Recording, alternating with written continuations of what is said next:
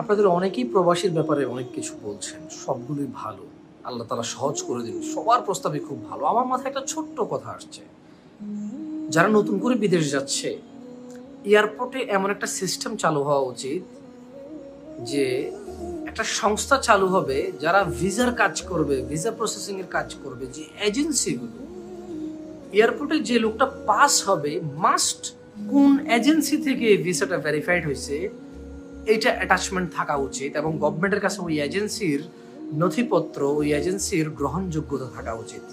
মানে আমি বলতে চাচ্ছি যে সোজা কথা, বাংলাদেশে যারা ভিসা প্রসেসিং করবে, ভিসা ভিসা বেচা কিনা করে যারা, তারা একটা লাইসেন্সের মধ্যে আসবে এবং এয়ারপোর্ট দিয়ে কোনো একটা প্যাসেঞ্জার দেশ থেকে যখন দেশের মায়া, পরিবারের মায়া ছেড়ে যখন বিদেশ যাবে দেশ উন্নতির লক্ষ্যে, তখন সে কোন এজেন্সির মাধ্যমে যাচ্ছে এটা এয়ারপোর্ট থেকে ভেরিফাইড হবে।